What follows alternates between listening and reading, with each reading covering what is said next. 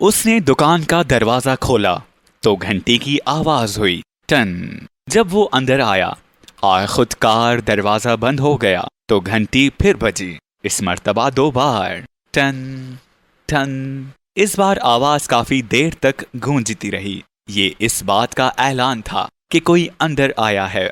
दुकान में कोई नहीं था। उसे हमेशा महसूस होता कि अगर वो शेल्फ से 2-4 किताबें निकाल कर भाग जाए तो किसी को पता भी नहीं चलेगा, लेकिन ये उसका वहम था। घंटी बजते ही काउंटर के पीछे से 2 आंखें उसे अपनी गिरफ्त में ले लेती थीं और उसे खबर तक ना हो पाती। नीली और नम आंखें, ऐनक के पीछे 2 कतरे उन्हें रोशन कर रहे थे। वो किताबों की अलमारियों के बीच से रास्ता टटोलता हुआ काउंटर के सामने आ खड़ा हुआ। क्या हाल है? उसने पूछा। अधेड़ उम्र के मैनेजर ने उसकी तरफ देखा, फिर कंधे अचकाए, जिससे ये ना मालूम हो सका कि वो किस मूड में है। सर्दी शुरू हो गई है, उसने कहा। मौसम का ख्याल अचानक उसे मैनेजर की मूंछें देखकर आ गया था, जो इतनी सफेद थीं जैसे अभी अभी इन पर ताजा बर्फ गिरी हो। होगी ही, बूढ़े ने कोई तासुर जाहिर किए बगैर कहा। अक्टूबर का महीना है, अभी हीटिंग शुरू नहीं हुई। नवंबर से पहले नहीं, चाहे बर्फ ही क्यों ना गिरने लगे। बूढ़ा हुकूमत पर बहुत तीखे अंदाज में तंज करता था। बरसों पहले दुकान का मालिक वो खुद था। अब नए निजाम में सरकार दुकान की मालिक थी, और इन किताबों की भी, जो उसके बाप दादा ने पहली जंगे अजीम के जमाने में जमा की थी। दुकान वही थी, लेकिन रातों रात कानून ने उसके और बाप दादा की विरासत के दरमियान खलीज पैदा कर दी थी। काउंटर पर वो अब भी पहले ही की तरह बैठता था, लेकिन अब किताबों से उसका रिश्ता वैसा ही था जैसे कोई बाप अपनी जिंदगी ही में अपने बच्चों को यतीम खाने में पलते हुए देखे। आप क्या सोचते हैं, बर्फ गिरेगी? आदमी ने पूछा। बूढ़े ने ऐनक उतारी, मैले रोमाल से उसके शीशे साफ किए, फिर नाक चटकी। बर्फ और मौत घंटी बजाकर नहीं आते। उसे महसूस हुआ जैसे बूढ़े का इशारा उसी की तरफ है। पिछले दिनों जब कभी वो दुकान की घंटी बजाता था, बूढ़े के चेहरे पर एक अस्तराप आमेज झंझलाहट झलकने लगती थी। वो साफ साफ कुछ न कहता, लेकिन साफ मालूम होता कि उसे सामने देखकर गुज़िश्ता जिंदगी की सारी शिकायतों का दफ्तर खुल गया हो। पहले जंग अजीम, फिर हिटलर, फिर कम्युनिज्म, और अब खुद वो आया और अलमारियों के बीच घूमने लगा। किताबों पर दोपहर की ठंडी रोशनी गिर रही थी। उसने चारों तरफ टटोलती हुई निगाह डाली,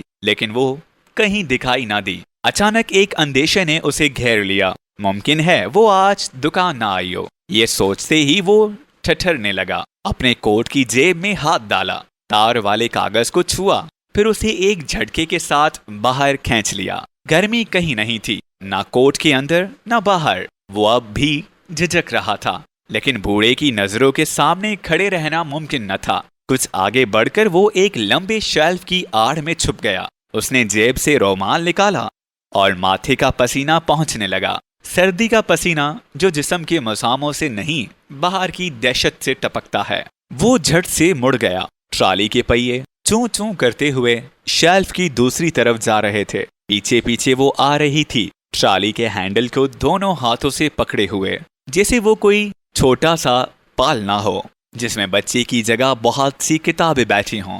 लड़की का सर ट्राली पर झुका हुआ था। वो एक एक किताब उठाकर शेल्फ में रख रही थी। उसकी आंखें शायद बचपन ही से कमजोर रही होंगी। वो हर किताब को उठाती, उसे अपने ऐनक के बहुत करीब ले जाती, मुसन्निफ और किताब का नाम पढ़ती, फिर कपड़े से उसे झाड़ पोंछ कर दूसरी किताबों के पहलू में रख देती। वो अपने काम में इस कदर डूबी हुई थी कि उसे महसूस ही ना हुआ कि शेल्फ के दूसरे तरफ से कोई उसे देख रहा है। वो उसे देख रहा था। छत पर से लटके कमकमों की रोशनी सीधी उसके चेहरे पर पड़ रही थी। वो एक पस्ता कद लड़की थी, लेकिन शेल्फ के पीछे कमर से ऊपर सिर्फ उसका धड़ दिखाई देता था, जो उसकी टांगों से कहीं ज्यादा दिल आवेज था। उसने नीले रंग का एक लंबा एप्रन पहन रखा था, जो दुकान में काम करने वाली लड़कियां पहनती थी, लेकिन उसके ऊपर वो ज्यादा जचता नहीं था, शायद इसलिए कि उसमें वो पूरी ढक जाती थी।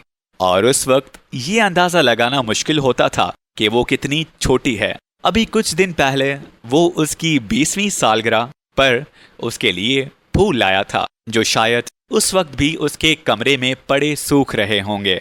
अब वो सरकते हुए बिल्कुल उसके पास चली आई थी, करीब करीब उसके बिल्कुल सामने। शेल्फ की तंग दराजों के बीच उसका सर दिखाई दे रहा था। उसने हमेशा की तरह अपने बाल कसकर बांध रखे थे, सुनहरे चमकीले बाल जिनके बीच एक बारीक सी मांग कुछ दूर खींचकर उसकी उलझी हुई लटों में गायब हो गई थी। इस बार वो खुद को नहीं रोक सका। जब लड़की ने शेल्फ पर आखिरी किताब रखने के लिए हाथ उठाया तो उसने आगे बढ़कर वहीं शेल्फ के ठंडे लोहे पर उसके हाथ को पकड़ लिया।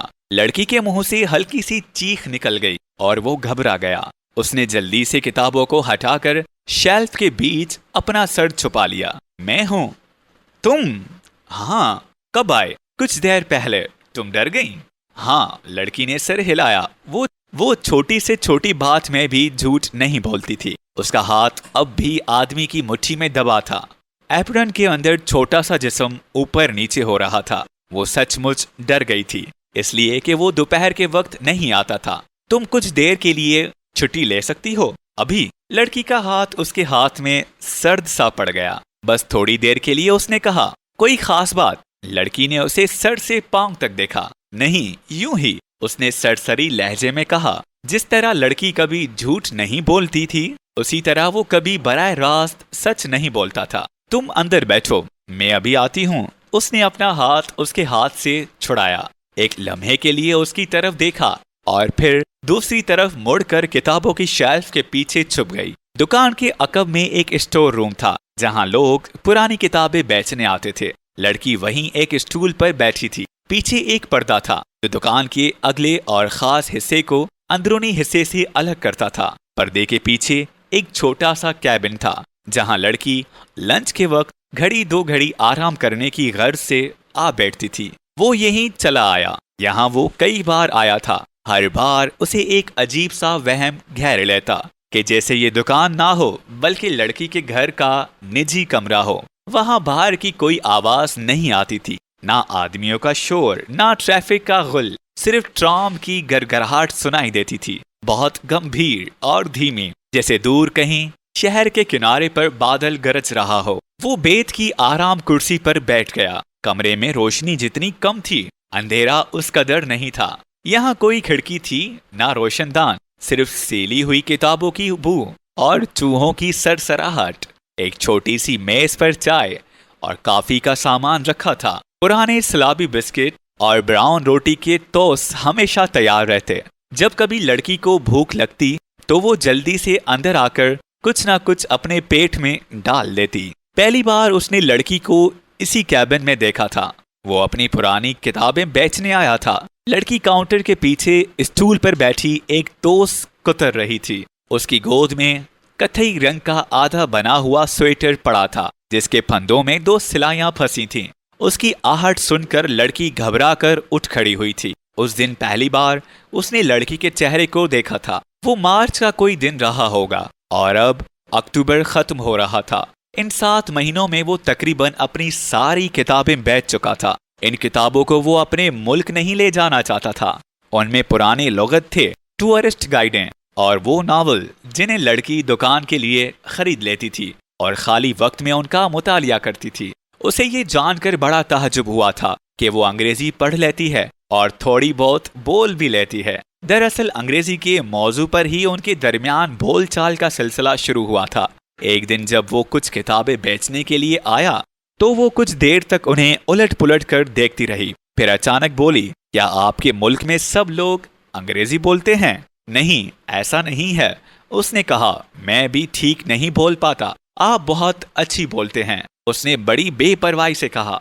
फिर उसकी तरफ से आंखें फेर कर किताबों को समेटने लगी। मैं अभी आती हूँ। उसने किताबों का बंडल उठाया और पर्दे के पीछे चली गई। वो सोचने लगा, पता नहीं आज कितनी किताबें चुनी जाएंगी। वहां कुछ ऐसा ही तरीका था।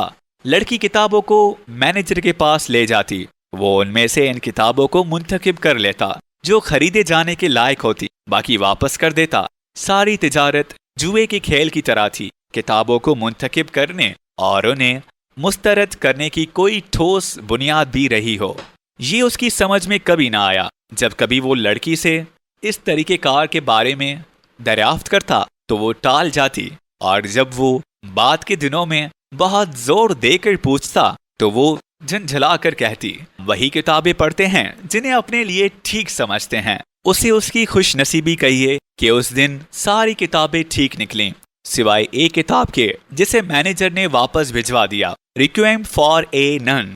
लड़की ने हैरत और तजस्सुस से उसकी तरफ देखा। क्या ये मजहबी किताब है? नहीं, उसने कहा, ये एक तवाइफ के बारे में है।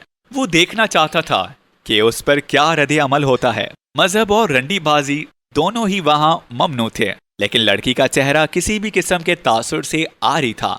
उसने चुरमुर पेपर बैग को धीरे से काउंटर के नीचे सरका दिया। उसे छुपाना भी नहीं कहा जा सकता। काउंटर के नीचे वाली दराज उसकी अपनी दराज थी, जिसमें वो अपना नाश्तेदान, रोमाल, तौलिया और घर की चाबियां रखती थी। पता नहीं उसकी कितनी किताबें उस काउंटर के अंदर गायब हो चुकी थी। आज आपको काफी पैसे मिलेंगे। उसने सरसरी नजर से बिल को देखा, जो खटखट करता हुआ कंप्यूटर मशीन से बाहर निकल आया था। उसका जी चाहा कि एक बार झांक कर बिल को देख ले, लेकिन ऐसा करने से उसने खुद को बाज रखा। अगर कमरे का चौथाई किराया भी निकल आए तो बाकी रकम का इंतजाम करने में उसे ज्यादा मुश्किल नहीं होगी। मालूम है कितना है? लड़की ने बिल को मशीन से निकालकर उसके सामने रख दिया। 40 क्राउन।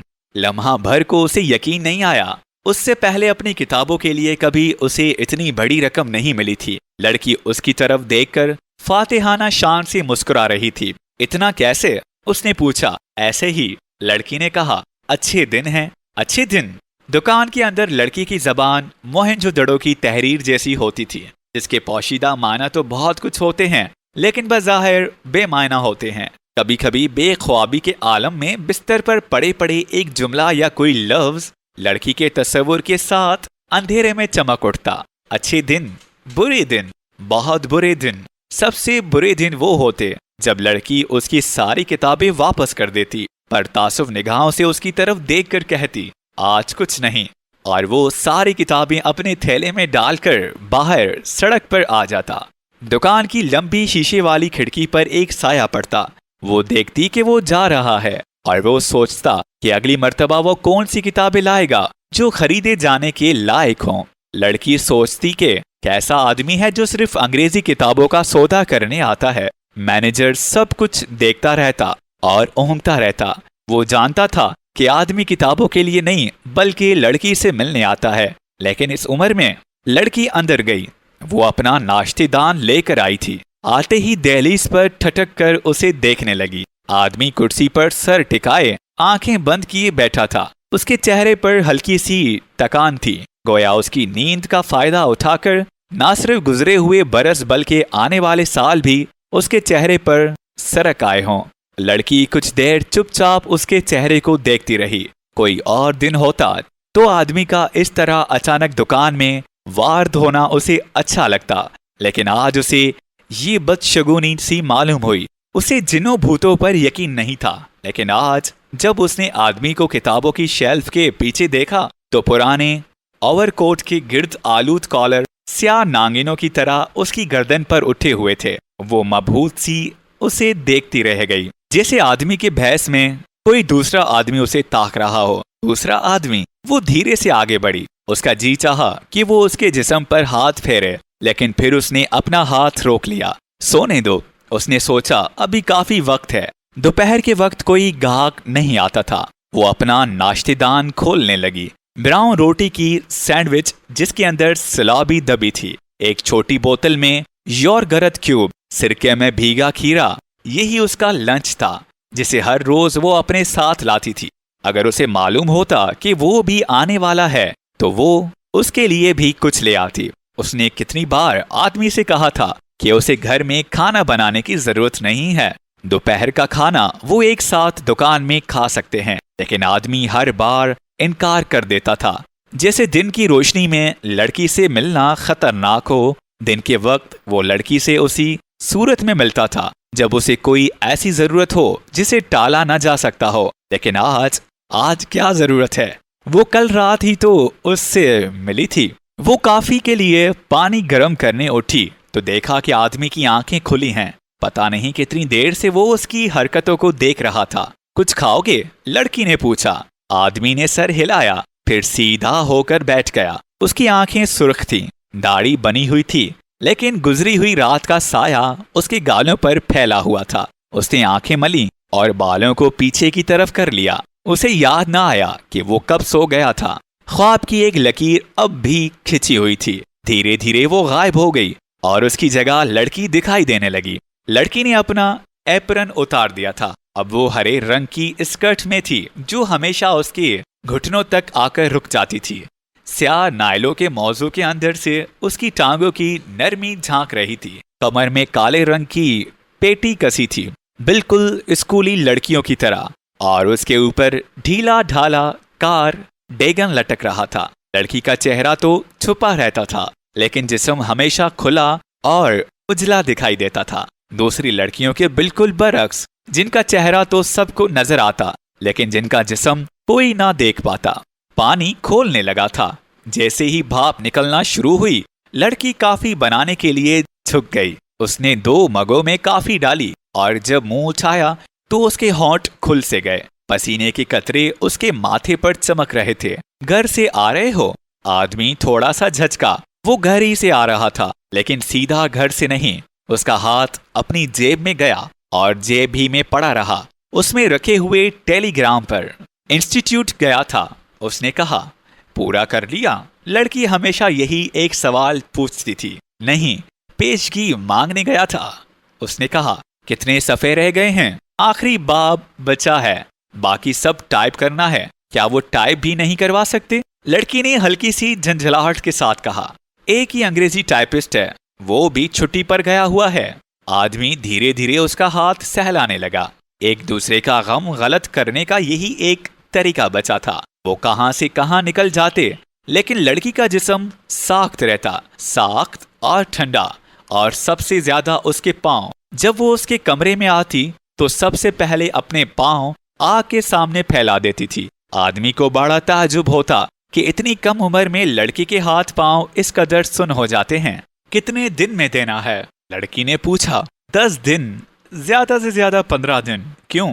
क्या मैं टाइप कर सकती हूँ? तुम? आदमी के चेहरे पर थकी थकी सी मुस्कुराहट उभर आई। क्यों नहीं, हर शाम करूंगी। लड़की ने हाल ही में अंग्रेजी टाइपराइटर पर टाइप करना सीखा था। उसके लिए ये एक मशगला था। आदमी जितना भी तर्जुमा करता, उससे बोलता जाता और लड़की की उंगलियां तेजी से टाइपराइटर पर चलती रहती और उसमें से अंग्रेजी के अल्फाज निकलते जाते। फिर दोनों बैठकर तस्हीह करते। आदमी का कहना था कि इस तरह वो अंग्रेजी जबान और टाइपिंग दोनों एक साथ सीख जाएंगी, लेकिन उसे सीखने की ख्वाहिश नहीं थी। उसे इस काम में सुकून मिलता था। रात का यही एक लम्हा होता जब वो आदमी के पास होती थी। खिड़की के बाहर तारे नजर आते, टाइपराइटर के हरूफ की तरह टमटमाते हुए। खट खट खट। वो इन हरूफ पर उंगलियां रखती जाती और हरूफ आसमान से उतरकर सफेद फुल स्कैप कागज पर फैलते जाते। केतली का पानी सनसना रहा था।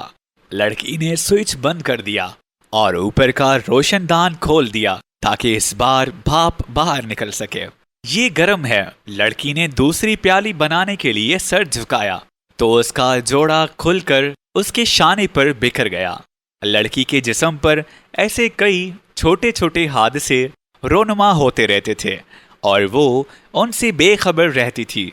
मसलन जब वो कोई पुरानी किताब बेचने आता तो वो उंगली में थूक लगाकर उसके सफ़े पलटती थी और होंठ हिला हिलाकर उसे पढ़ती थी। ऐसे मौकों पर वो उसे बहुत गौर से देखता था। क्या ये वही लड़की है जिसके जिस्म को वो गुज़िश्ता रातों में छूता रहा है और जो दिन में इतनी अछूती दिखा दे रही है? ऐसे लम्हों में उसे महसूस होता कि वो नीचे कहीं किसी गड्ढे में एक जानवर की तरह दबका हुआ एक ही ख्वाहिश के तले बार बार पिस रहा है कि जितनी देर तक लड़की उसकी तरफ से बेखबर काफी बनाने में मसरूफ है, वो उछलकर उस गड्ढे से निकल सकता है और इसकी सफेद और कुंवारी गर्दन को दबोचकर एक जस्त में दुकान से बाहर जा सकता है। दुकान से, पछतावे से, गुनाह से, सबसे बाहर। लेकिन जब वो निगाहें ऊपर उठाती तो उसके सब इरादे धरे रह जाते। वो टिकटिकी बांधे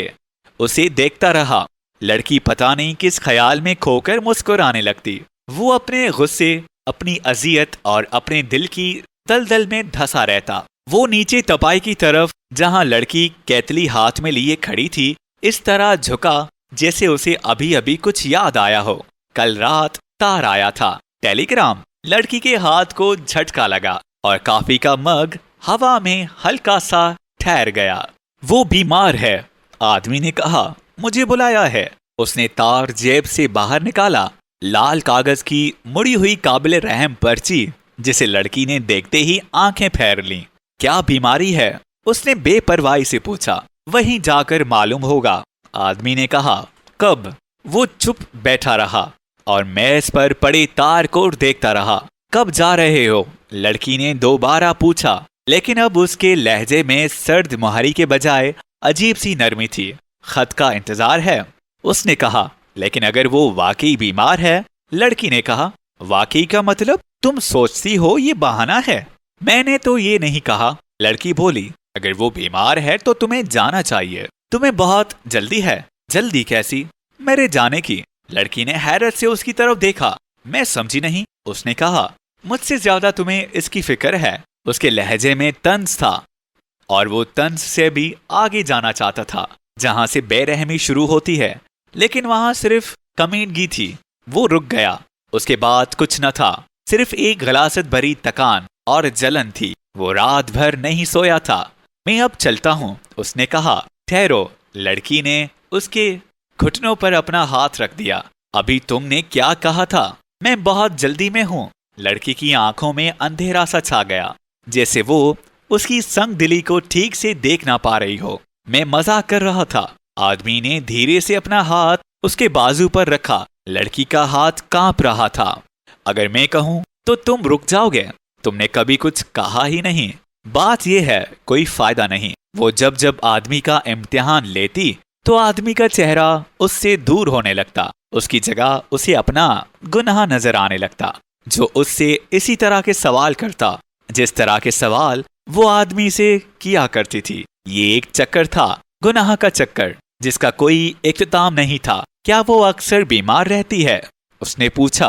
वो कभी उसकी बीवी का नाम नहीं लेती थी, सिर्फ वो कहकर उसका जिक्र करती, गोया इतनी बड़ी दुनिया में सिर्फ एक वो उसकी बीवी हो सकती है। उसे खुशी थी कि उसने उसे कभी नहीं देखा था। वो दूसरे शहर में थी और उसने वो शहर भी कभी नहीं देखा था। आदमी चुपचाप लड़की को देखता रहा। लड़की के पीछे खिड़की थी और खिड़की के उस तरफ छतें, जहां चढ़ती हुई धूप के साए नमूदार होने लगे थे। कल रात मैंने एक ख्वाब देखा, उसने कहा। कैसा ख्वाब? मैंने देखा कि तुम नीचे खड़ी हो और ऊपर मेरे कमरे की तरफ देख रही हो। मैं तुम्हें आवाज देकर बुलाना चाहता था, लेकिन तुम मुड़कर चल दी और मैं नीचे आने के लिए जोर जोर से दरवाजा भड़बड़ाता रहा। लड़की हंसने लगी। सच? फिर मेरी आंख खुल गई। मैंने देखा कि कोई सचमुच दरवाजा खटखटा रहा है। सोचा शायद तुम हो, लेकिन बाहर तार वाला खड़ा था। आदमी के चेहरे पर मुस्कुराहट थी, लेकिन लड़की की हंसी फीकी पड़ गई। उसने इस ख्वाब को बदशुगुनी समझा। वो बदशुगुनियों में घड़ी रहती थी, इसलिए कलीसा में घड़ी दो घड़ी बैठना उसे अच्छा मालूम होता था। उसने ये बात कभी आदमी को नहीं बताई थी। ऐसा नहीं था कि वो आदमी से कुछ छुपाती थी, लेकिन खुदा पर अपने यकीन को वो एक निजी किस्म की बीमारी समझती थी, जिससे वो आदमी को दूर रखना चाहती थी। खुदा के इर्द गिर्द वैसा ही अंधेरा था जैसा आदमी की बीवी के आसपास, और वो उसकी बीवी के बारे में उतना ही जानती थी जितना आदमी के खुदा के बारे में। इन दोनों को अकेले छोड़ देना ही मुनासिब था। दरवाजे की घंटी बजी और वो दोनों चौंक कर एक दूसरे से अलग हो गए। वो लपकती हुई दरवाजे के पास पहुंची। सटकनी खोलकर बाहर झांका। कोई ग्राहक आया था। ये लंच का वक्त है, उसने कहा और जल्दी से दरवाजा भेड़ दिया, लेकिन मुड़ी नहीं। चौखट पर खड़ी रही और बंद दरवाजे के शीशे से चढ़ा हुआ दिन देखने लगी। अक्टूबर का दिन कहरे की परत से निकल रहा था। उसे बहुत पहले के दिन याद आए, जब उसकी मुलाकात आदमी से नहीं हुई थी। वो दुकान से घर अकेली जाती थी और शहर उसे खाली खाली सा लगता था। जब वो आदमी की तरफ मुड़ी तो मुस्कुरा रही थी। कितनी दूर है? उसने पूछा। क्या? आदमी जाने के लिए तैयार खड़ा था। तुम्हारी बीवी का शहर। इस बार उसने वाकई बीवी का लफ्ज इस्तेमाल किया, जैसे वो उसकी दूर दराज की कोई सहेली हो। 1 घंटा लगता है, आदमी ने कहा। वो कुछ मसरूफ सा नजर आने लगा। कैसे जाओगे? बस से, हर घंटे बाद जाती है। लड़की आदमी के पास आई, फिर उसकी आंखों में झांकते हुए पूछा, मैं भी चलूं? तुम? बस स्टैंड तक चलूंगी। आदमी थोड़ी देर तक उसे देखता रहा। वो गहरे सन्नाटे के बीच खड़ी थी, जहां एक तरफ टेलीग्राम पड़ा था और पीछे किताबों की वो कतार थी, जिसके अंदर मौत और जिंदगी का इल्म भरा था। लेकिन उस वक्त ये इल्म ना उसकी मदद कर सकता था, ना लड़की की। उसने थैला उठाया और लड़की के करीब आकर खड़ा हो गया और उसके छोटे से सर पर अपना मुंह रख दिया। वो उम्र में आदमी से बहुत छोटी थी और एक स्कूली लड़की की तरह गुमसुम खड़ी थी। उस वक्त आदमी को महसूस हुआ कि उसकी उम्र के 40 साल एक गंदे नाले की तरह दुकान के बीचों बीच बह रहे हैं और नाले के बीच में पानी इतना कम है कि वो इसमें डूबकर मर भी नहीं सकता, सिर्फ लड़की को उसमें घसीटकर गंदा कर सकता है। वो दुकान से बाहर निकल आया। लड़की भागकर खिड़की के पास आई। आदमी दुकान से निकलकर सड़क पार कर रहा था। वो खिड़की के लंबे शीशे से उसे छोटा होते हुए देखती रही। दूसरे दिन लड़की यूं ही टहलते हुए उसके फ्लैट पर पहुंच गई। हालांकि उसे मालूम था कि वो शहर से बाहर है और मकान खाली है। वो पिछली रात को ही चला गया था। फ्लैट की दूसरी कुंजी उसके पास थी, जो हमेशा उसी के पास रहती थी और वो किसी भी वक्त उसके फ्लैट में जा सकती थी।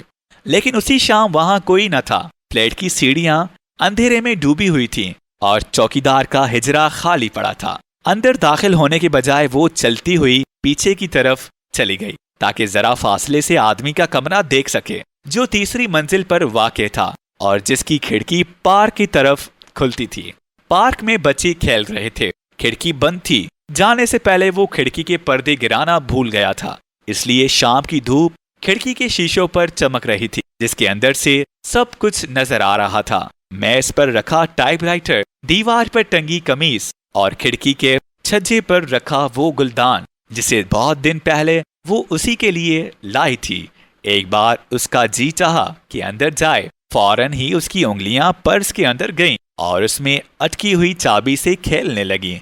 एक कमरे के खाली होने का एहसास उंगलियों को भी हो गया था। वो मुड़ी और आहिस्ता कदमों से घास पर चलने लगी। पार्क के बीच अंग्रेजी तर्ज का तालाब था, जिसमें बतखें तैर रही थीं। वो सोच में डूबी तालाब के किनारे किनारे चलने लगी, लेकिन उसकी सोच का कोई ऐसा सिरा नहीं था जिसे पकड़कर वो अंदर की गिरह खोल सके। सारी सोच आदमी से शुरू होती थी और उस दिन से शुरू होती थी जिस दिन वो पहली बार दुकान में आया था। वो एक आम सा दिन था, लेकिन उस वक्त उसे पता ना था कि उसके साथ ये रिश्ता इतना अनोखा हो जाएगा कि वो दिन रात उसके बारे में सोचा करेगी। जब वो अपनी किताबें काउंटर पर छोड़कर चला जाता तो वो उनके सफ़े उलटने लगती। अंग्रेजी की पुरानी खस्ता किताबें जिन पर उसका नाम, उसके शहर का नाम और वो तारीख लिखी रहती जब उसने ये किताबें खरीदी थी। इन तारीखों को देखकर उसे अजीब सी हैरानी होती कि जब वो इस दुनिया में आई भी नहीं थी, उस वक्त वो अपने शहर में घूमता रहा होगा, फिरता रहा होगा, और जब आदमी की शादी हुई थी उस वक्त उसने स्कूल जाना शुरू किया होगा। वो मुस्कुराने लगी। लोग मुझे उसकी बेटी समझते हैं, शायद इसीलिए वो दिन की रोशनी में मेरे साथ चलने से कतराता है। मुझे कभी उम्र का ख्याल नहीं रहता। जब वो मेरे साथ होता है तो मुझे मालूम ही नहीं होता कि वो मुझसे कितना बड़ा है। उम्र के बारे में क्या सोचना, वो रात में गिरने वाली बर्फ है जिसका सोते में पता भी नहीं चलता, और सुबह उठो तो फाटक पर ढेर सी दिखाई देती है। बर्फ की बात पर उसे मार्च का महीना याद आ गया। उस शाम वो पहली बार आदमी के साथ सोई थी। उस शाम साल की आखिरी बर्फ गिरी थी। वो बाहर निकली तो सारा वजूद सुन था और सारा शहर ठठर रहा था। आदमी ने उसे बहुत रोका, लेकिन उसके अंदर कुछ पल रहा था जो सारे शहर को सख्त कर सकता था। वो चलती रही और जब उससे बर्दाश्त नहीं हुआ तो वो उस कलेसा में चली गई जो वीरान पड़ा रहता था और जिसमें वो अक्सर जाया करती थी और जिसके बारे में आदमी को कुछ भी नहीं मालूम था। वो अंदर चली आई और सबसे आगे वाली बेंच पर बैठ गई। कुछ देर कबल वो आदमी के बिस्तर में थी और अब यहाँ वहाँ वो क्या कर रही थी ये उसे बहुत देर तक नहीं मालूम हो सका। सामने सूली पर एक आदमी टंगा था जिसके हाथ पैर और सीने में कीलें ठुकी थीं। बहुत देर तक उसे ये भी ना मालूम हुआ कि वो अकेली नहीं है, कोई उसके पास बैठा है बिल्कुल उसके करीब, जिसे वो अंधेरे में नहीं देख सकती थी। वो एक बूढ़ी औरत थी जो उसी के साथ बेंच पर बैठी थी, गुनगुनाती हुई दुआ करती हुई, हवा में शम्मा की तरह लहराती हुई। क्या वो कुछ मांग रही थी? वो खुदा से कुछ मांग रही थी। और उस वक्त ये सोचकर उसे बड़ी हैरत हुई कि इतनी तवील उम्र गुजार देने के बाद जब कुछ बाकी नहीं रहता, खुदा से कुछ मांगा जा सकता है।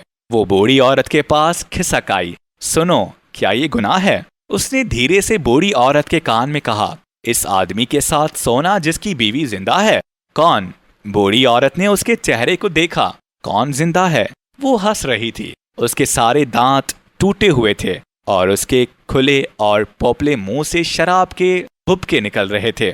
शराब, ज़ईफ़ी और आंसुओं में लिपटा हुआ उसका चेहरा ऊपर नीचे हिल रहा था। वो भागकर बाहर चली आई। बहुत देर तक बुढ़िया का चेहरा उसका ताक़ुब करता रहा, फिर अचानक गायब हो गया। बर्फ गिरना बंद हो चुकी थी। वो मार्च का महीना था जब वो पहली बार आदमी के साथ सोई थी। अब वो उसके घर के सामने बैठी थी। बच्चे अपने अपने घरों को जा चुके थे और बतखें पता नहीं कहाँ डूब गई थीं। तालाब अंधेरे में सोया हुआ था, ना छप छप ना और कोई आवाज। आसपास के मकानों में रोशनियां हो रही थी। सिर्फ आदमी का कमरा तीसरी मंजिल पर तारीक और वीरान पड़ा था। अब वहां ना गुलदान था, ना मेज, ना दीवार पर लटकी हुई कमीज। वो किसी दूसरे शहर में अपनी बीवी के साथ लेटा था, ना जाग रहा था ना सो रहा था। वो उस दिन के बारे में सोच रहा था जब 7 महीने कबल वो लड़की के दुकान में गया था। बगल में उसकी बीवी सांसें ले रही थी। वो 3 दिन बाद लौटा था। 3 छोटे दिन और 2 लंबी रातें जिनमें लड़की घर से दुकान गई थी और वापस घर लौटी थी, और फिर दुकान और फिर घर। एक शाम वो बस स्टेशन पहुंच गई। हालांकि आदमी के आने का वक्त उसे मालूम नहीं था। दूसरी शाम वो उसके घर गई और पार्क में खेलते हुए बच्चों और तैरती हुई बतखों को देखती रही। आदमी अपनी बीवी से मिलने पहले भी जाता था, लेकिन लड़की की जिंदगी में ये पहला मौका था जब उसने इस अजीब सी चीज को देखा था जो कुछ भी नहीं थी। किसी का ना होना ये भी कोई चीज है, लेकिन जहां भी वो जाती थी वो शे भी उसके साथ साथ जाती। जब रात को लेटती तो वो चीज भी उसके साथ लेट जाती, और जब वो सोने लगती तो जागकर उसका सोना देखती। और तब उसकी समझ में आया कि तन्हा लोग कलीसा में, शराब खानों में और ऐसे घरों में जाते हैं जहां औरतें अपना जिस्म फरोख्त करती हैं, और वो मर्द भी जो अपनी बीवियों के साथ रहते हैं। हालांकि साथ रहने का सुख कब का मिट चुका होता है, लेकिन सुख लड़की को नहीं सताता था। वो उसके बारे में सोचती भी नहीं थी। वो सिर्फ ये जानना चाहती थी कि क्या वो भी इस चीज के बारे में जानता है जिसे वो उसके पास छोड़ जाता था। क्या वो उस चीज को जानता था? कभी कभी उसे महसूस होता कि वो इस चीज को जानता है और इसीलिए उससे अलग होना चाहता है, लेकिन अलग होता नहीं था। एक अजीब से गुस्से में तना रहता था, बिल्कुल इसी तरह जिस तरह उसकी भराई और तनी हुई आवाज फोन पर सुनाई देती थी। उसका फोन लंच के वक्त तीसरे रोज आया था। उस वक्त मैनेजर बाहर था और वो अपने कैबिन में थी और नाश्तेदान खोल रही थी। घंटी सुनाई दी तो उसके हाथ डब्बे पर से हटे नहीं। उसका फोन हो सकता है, उसने सोचा। हालांकि फोन की घंटी हमेशा एक ही तरह बजती थी। वो अलमारियों के बीच से होती हुई काउंटर पर आई, फोन उठाया, आदमी की आवाज सुनी, और जब वापस अपने कैबिन में आई तो उसे खिड़की के बाहर पेड़ नजर आया, सड़क दिखाई दी, सामने की दीवार पर पोस्टर दिखाई दिया जिसका एक कोना उखड़कर हवा में लहरा रहा था। 3 दिन बाद वो अपने शहर को नए सिरे से देख रही थी। फोन की आवाज अब भी उसके अंदर गूंज रही थी, यास अंगेज नाराजगी में डूबी हुई। पता नहीं वो क्यों अकड़ा हुआ था। उसने ये भी नहीं पूछा कि उसके ये दिन कैसे गुजरे। 3 ही दिन अपनी बीवी के साथ रहकर उस पर इस तरह गुस्सा करना, क्या वो पागल हो गया था? उसने जल्दी जल्दी इन किताबों को थैले में डाला जो वो उसके लिए जमा किया करती थी। ये किताबें सिर्फ इसलिए मखसूस थीं, उन्हें ना किसी को दिखाया जा सकता था, ना बेचा जा सकता था। ये किताबें गोदाम में पड़ी सड़ा करती, उन्हें वो अपने पैसों से खरीदा करती थी और गोदाम के इन तारीक कोनों में जमा करती जाती, जहां रोशनी का गुजर नहीं होता था। एक एक करके वो इन्हें अपने थैले में रखने लगी। फिर उसके हाथ रुक गए। उसे महसूस हुआ कि वो आदमी को देख सकती है। वो उस वक्त अकेला अपने कमरे में बैठा होगा। कहर आलूद मौसम का धुंधला दिन, टाइपराइटर और कोरे कागज जिन्हें वो आने से पहले जूं का तो मेज पर छोड़ आई थी, वो उकड़ू बैठा था और अखबार के कागजों को अंगीठी में झोंक कर आग जला रहा था। अंगीठी का धुआं ऊपर उठता, चमनी में जाता, फिर लौटकर पानी बन जाता। आदमी बार बार आस्तीन से आंखें पहुंचने लगता था। लड़की सोफे पर लेटी थी। सरहाने किशन था। किशन के नीचे किताबों का थैला और थैले के ऊपर नाश्तेदान, जिसके अंदर से सलाबी और खट्टे दही की बू आ रही थी। उसकी आंखें खुली थीं। सर दूसरी तरफ था। वो आदमी की पीठ का वो हिस्सा देख रही थी जहां उसकी कमीज पतलून से बाहर निकलकर नीचे लटक रही थी। आदमी ने सर घुमाया तो आग की लिपटें भी ऊंची होने लगी। धुएं के पीछे लड़की का चेहरा दिखाई दिया। वो उठ खड़ा हुआ और सोफे पर उस जगह बैठ गया जहां लड़की का सर कुशन पर टिका था और पांव नीचे लटक रहे थे। और उस वक्त उसे याद आया कि नायलों की जुराबों में लड़की के पांव बहुत ठंडे रहते थे। लड़की ऐसी साख्त थी कि पैरों का हिलना उसे वहम सा मालूम हुआ। सर्दी तो नहीं लग रही है? उसने पूछा। लड़की के पैर हवा में हिले। नहीं, उसने जवाब दिया। बस में बहुत ठंडक थी। उसने कहा, सड़कों पर पानी जम गया था। कब पहुंचे? लड़की ने पूछा। दोपहर को। उसी वक्त तुम्हें फोन किया था। क्या बीमारी थी? लड़की ने पूछा। कोई खास नहीं। आदमी ने कहा। कुछ भी नहीं, वो मुझे देखना चाहती थी। आदमी ने अपने चेहरे पर हाथ फेरा, गोया अपनी जिल्द की झुर्रियों को बराबर कर रहा हो। 3 दिन तक? लड़की ने कहा। मतलब? वो 3 दिनों तक तुम्हें देखती रही। आदमी ने सर उठाया।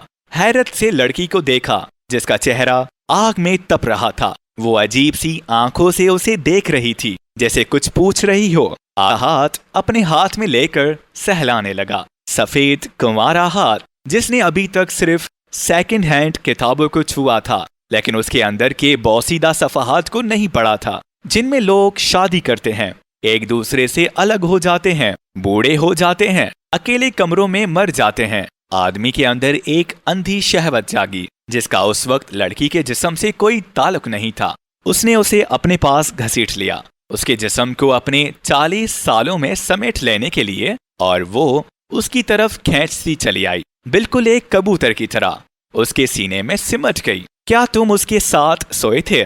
लड़की ने धीमी आवाज में पूछा। उसकी आवाज इतनी धीमी थी कि उसे वहम हुआ कि जो कुछ उसने सुना है वो भी वहम है। तुमने कुछ कहा?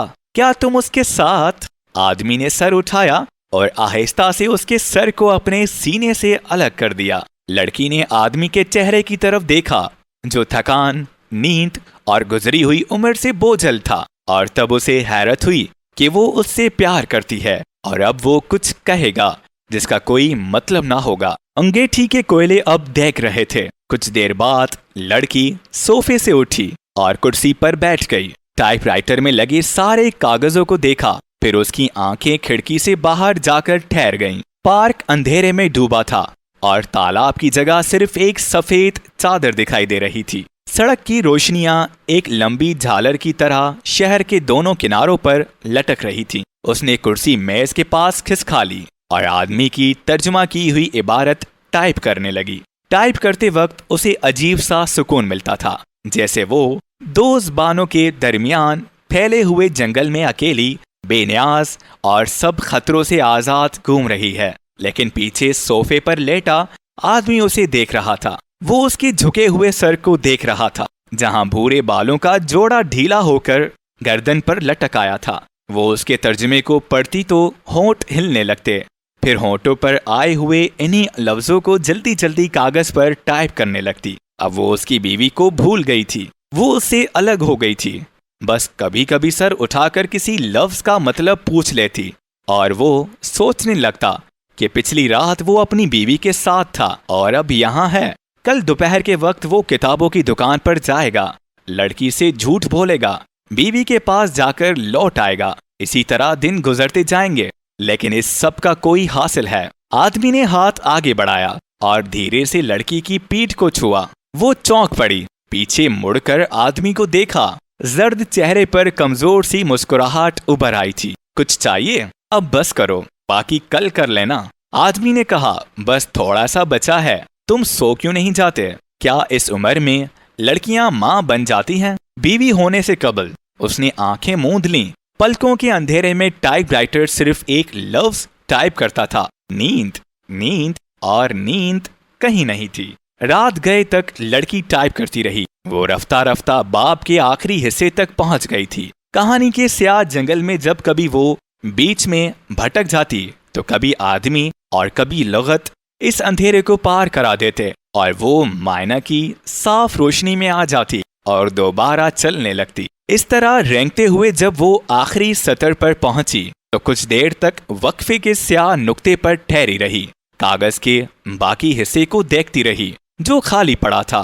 इन 3 दिनों की तरह खाली जब वो अपनी बीवी के साथ था और वो अकेली शहर की सड़कों पर घूमती फिरती थी। और उस वक्त उसे अजीब सा महसूस हुआ कि खालीपन का मतलब ना तो वो आदमी से पूछ सकती है और ना लुगत में तलाश कर सकती है। उसने रूलर से कागज बाहर निकाला, टाइपराइटर को बंद किया, कुर्सी को पीछे खिसकाया और बीच कमरे में आकर खड़ी हो गई। फर्श पर किताबों की गठड़ी रखी थी और आदि उससे बेखबर सोफे के सरहाने लेटा था। अचानक उसे ख्याल आया कि अगर वो उतरकर नीचे चली जाए तो किसी को पता भी नहीं चलेगा। फिर जहन भटक गया। शब का परवाना खिड़की के शीशे में फंस गया था। वो कभी ऊपर जाता था, कभी नीचे खिड़की के फ्रेम से बार बार टकराकर अजीब सी बदहवासी के आलम में छटपटा रहा था।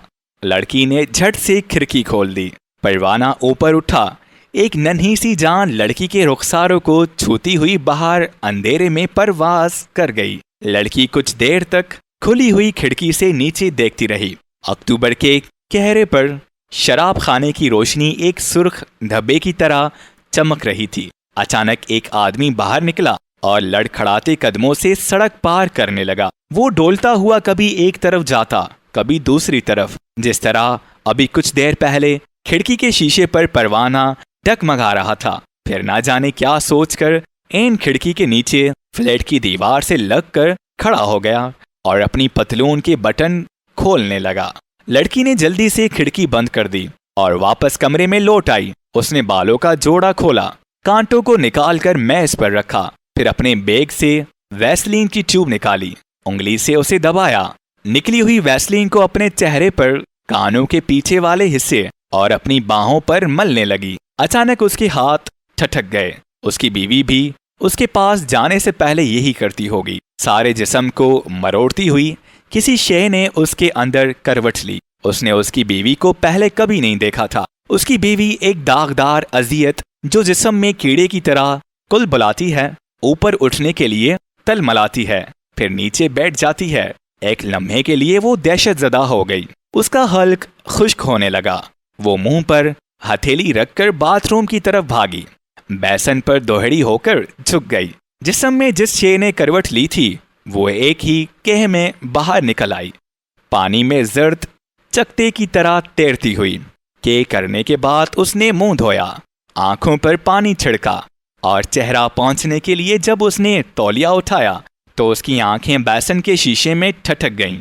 शीशे में उस बूढ़ी पोपली औरत का चेहरा झांक रहा था जिसे उसने घर में देखा था, लेकिन अब वो हंस नहीं रही थी। बूढ़ी औरत उससे कुछ कहना चाह रही थी, लेकिन अब लड़की कुछ नहीं सुनना चाहती थी, ना अपने गुनाह के बारे में, ना आने वाली जिंदगी के बारे में। उससे पहले कि बुढ़िया अपना मुंह खोलती, लड़की उसे आईने में अकेला छोड़कर कमरे में चली आई। वो सोफे पर आकर बैठ गई जिस पर आदमी लेटा था। उसने कमरे की रोशनी गुल कर दी, लेकिन अंधेरा नहीं हुआ। आग की बुझती हुई जर्द रोशनी सब चीजों पर पड़ रही थी, टाइपराइटर पर, किताबों के थैले पर और कुशन से टिके हुए आदमी के सर पर। उसने कपड़े उतारे, अलमारी से कंबल निकाला धीरे से उसे आदमी पर डाल दिया। फिर उसका एक सिरा उठाकर खुद भी उसके नीचे लेट गई।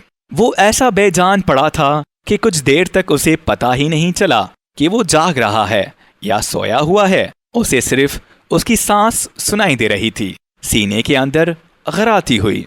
उसने टटोलकर खोली हुई कमीज के बीच उसके अरियां सीने को छुआ जहां कुछ सफेद बाल निकल आए थे, और फिर अपना सर उस पर टिका दिया। आदमी में हरकत हुई। एक गरम सी लहर उसके लहू को गरमाने लगी। नहीं नहीं नहीं, उसके अंदर कोई कह रहा था। लेकिन जब उसने आंखें खोली तो लड़की का सर उसके ऊपर था। उसके बिखरे हुए बाल कमरे के अंधेरे को और गहरा कर रहे थे। वो हिल रही थी। कुछ देर तक आदमी जान ही ना सका कि वो रो रही है। आदमी के सीने पर एक गरम सी लकीर बह रही थी। सुनो, आदमी ने बहुत चुपके से कहा, मैं मरना चाहता हूँ। क्या? लड़की ने सर उठाया, उसकी तरफ देखा। आदमी कभी कभी उससे अपनी मादरी जबान में बात करने लगता था जिसे वो बिल्कुल नहीं समझ पाती थी। तुमने कुछ कहा? वो धीरे धीरे उसका सर हिलाने लगा। लड़की माँ से बच्ची बन गई थी। अब आदमी उससे ऐसा सच बोल सकता था जिसका तर्जुमा करना लड़की के लिए नामुमकिन था।